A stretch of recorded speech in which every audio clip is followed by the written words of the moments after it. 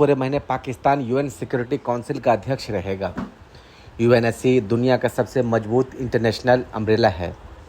ऐसे ताकतवर संगठन की प्रेसिडेंसी अगर पाकिस्तान जैसे देश के हाथ में आ जाए, भले ही अस्थायी तौर पर ही सही, तो क्या हो सकता है? या फिर यह पद प्रतीकात्मक है जिसका असल पावर से कोई लेना देना नहीं है। यूएनएससी को यूनाइटेड नेशंस की सबसे शक्तिशाली संस्था माना जाता है। इंटरनेशनल पीस पर काम करने और सुरक्षा पक्की करने के लिए यूएनएससी तमाम दुनिया पर नज़र रखती है, और अगर कहीं युद्ध के आसार हों या लड़ाई चल पड़े जो फैल सकती हो, तब सुरक्षा परिषद के पास सैन्य कार्रवाई करने या आर्थिक कूटनीतिक पाबंदी लगाने का भी विकल्प है। काउंसिल में 15 सदस्यों की जगह है। इसकी मेंबरशिप 2 तरीके की होती है, अस्थायी और अस्थायी। 5 देश इसके अस्थायी सदस्य हैं, अमेरिका, ब्रिटेन, रूस, फ्रांस और चीन। वहीं 10 ऐसे भी सदस्य होते हैं जो हर 2 साल में बदलते रहते हैं। इन सारे ही सदस्यों को रोटेशन पर अध्यक्षता संभालने का मौका मिलता है। मतलब ये कि पाकिस्तान भी अस्थायी और अस्थायी दोनों ही देशों की प्रेसिडेंसी इस महीने संभालेगा। अध्यक्षता सिर्फ 1 महीने के लिए मिलती है और अंग्रेजी वर्णमाला के मुताबिक रोटेशन होता है। अगर पाकिस्तान या भारत उस समय परिषद के अस्थायी सदस्य है तो उनकी बारी आने पर उन्हें पूरे सुरक्षा परिषद की अध्यक्षता मिल जाती है। इसके लिए कोई चुनाव या वोट नहीं होता, बल्कि सबकी बारी आती है। पाकिस्तान को भी किसी वोट से नहीं चुना गया, बल्कि रोटेशन पर नंबर आने से उसे यह मौका दिया गया है। अब सवाल उठ रहा है कि क्या करता है जो अध्यक्ष देश बनता है। दरअसल उस महीने चलने वाली मीटिंग्स का एजेंडा तय करता है। बैठकों को चलाने का जिम्मा उसी के पास होता है। एजेंडा तय करना, कब किस मुद्दे पर बात होगी, प्रेसिडेंशियल बयान जारी करना, अगर कोई संकट आ जाए तो आपात बैठक का जिम्मा संभालना, और मीडिया के साथ बातचीत करना और यूएन की तरफ से बोलना। अगर देखा जाए तो पूरे महीने भर के लिए वे यूएनएससी की आवाज़ बनता है। हालांकि इसका मतलब ये नहीं कि वो सारे फैसले ले पाए। फैसले लेने का पावर अस्थायी देशों के पास रहता है, जिनकी बात हम ऊपर कर चुके हैं। वे चाहे तो किसी भी प्रपोजल को खारिज कर सकते हैं या बात करने से मना भी कर सकते हैं। वहीं अस्थायी सदस्य देशों पर भी अध्यक्ष का बस नहीं। वो केवल अपनी बात रख सकता है, लेकिन ऑर्डर नहीं दे सकता। अब ऐसे में सवाल उठ रहा है कि क्या आतंकवाद के आरोपों से घिरे देश भी अध्यक्ष बन सकते हैं? तकनीकी रूप से अगर देखा जाए तो हाँ। यूएनएससी का संविधान कहता है कि हर सदस्य को बारी बारी से अध्यक्ष बनना है, चाहे उस पर आरोप हो या फिर ना हो। जब तक कोई देश सदस्यता वापस नहीं ले लेता, यूएनएससी में उसके लिए जगह रहेगी। तकनीकी रूप से नहीं, अध्यक्ष कोई फैसला अकेले नहीं ले सकता। इसके हर प्रस्ताव के लिए परिषद के बाकी सदस्यों का बहुमत जरूरी है, या कई मसलों पर सबकी सहमति होती है। अगर देश विरोध करे तो अध्यक्ष किसी प्रपोजल को आगे नहीं ले जा सकता, लेकिन राजनीतिक और कूटनीतिक रूप से भी वो कई गड़बड़ियां कर सकता है, बल्कि इसकी शुरुआत भी हो चुकी है। संयुक्त राष्ट्र में पाकिस्तान के राजदूत असीम इफ्तिखार अहमद ने कश्मीर मामले पर चर्चा शुरू कर दी, जबकि ये भारत और पाकिस्तान के बीच का मामला है। यानी एजेंडा कंट्रोल करना अध्यक्ष के देश के हाथ में है। वो तय कर सकता है कि किस मुद्दे पर ज़्यादा चर्चा हो, किसे किनारा किया जाए। मान लीजिए कि अस्थायी देशों में से कोई आतंकवाद पर बात करना चाहे तो अध्यक्ष उससे बच सकता है और किसी दूसरे इशू को प्राथमिकता बना सकता है। एक पूरे कैलेंडर मंथ में मीडिया भी अध्यक्ष देश की सुनेगा। यहाँ भी पाकिस्तान चाहे तो खुद को शांति का वाहक दिखाते हुए उल्टे बयान दे सकता है या खुद को पीड़ित बना सकता है। पाकिस्तान का इतिहास यही रहा। उससे अब तक 7 बार यूएनएससी की अध्यक्षता का मौका मिला है। हर बार उसने कश्मीर पर बात करनी चाहिए। यह अलग बात है कि हर बार वो टोक दिया गया या फिर उसकी बात दब गई।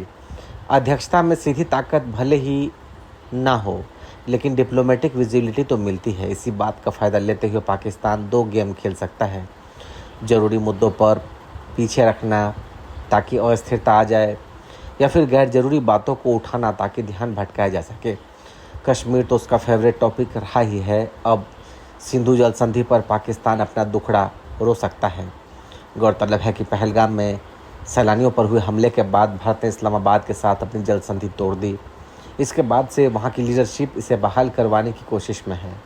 अब बड़े मंच पर भी वो ज़्यादा ज़ोरों से दुख सुना जा सकेगा। कश्मीर पर पाक राग ऑलरेडी शुरू हो चुका है। हो सकता है कि ऑपरेशन सिंदूर को लेकर उसे उल्टे स्टेटमेंट दे या देशों को गुमराह करे, लेकिन इससे खास फर्क नहीं पड़ता।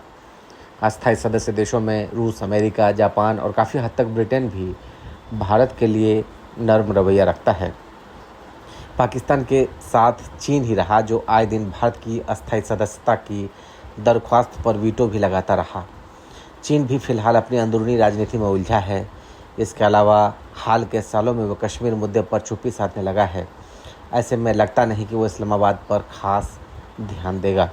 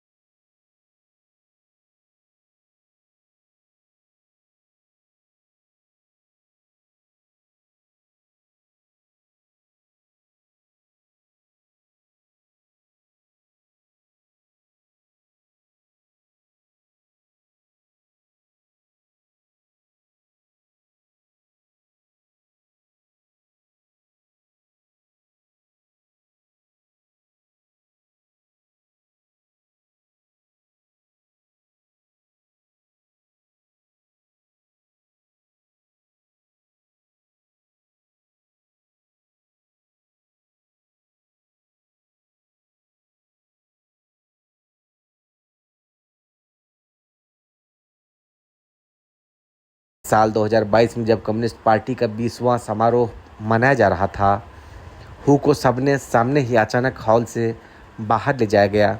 जिनपिंग उनके बगल में बैठे हुए थे, लेकिन उन्होंने कोई एक्सप्रेशन नहीं दिया। कैमरे में ये सब रिकॉर्ड हो रहा था। पूर्व राष्ट्रपति को ले जाते हुए कोई सफाई नहीं दी गई, सिवाय इसके लिए कि उनकी सेहत खराब हो गई है। पिछले 2 से 3 सालों में बीजिंग में रक्षा मंत्री, विदेश मंत्री और सैन्य अधिकारी तक गायब हो गए हैं। बाद में कहा गया कि उन पर भ्रष्टाचार या विश्वासघात के आरोप लगे थे, लेकिन पार्टी ने कोई खुली जांच या ट्रायल नहीं दिखाया। सब कुछ गुपचुप तरीके से चलता रहा। अलीबाबा कंपनी के फाउंडर जैक मा भी तरीके से गायब हो गए थे जब उन्होंने सरकार की आलोचना की थी। कई महीने बाद वे लौटे तो ज़्यादातर चुप रहने लगे।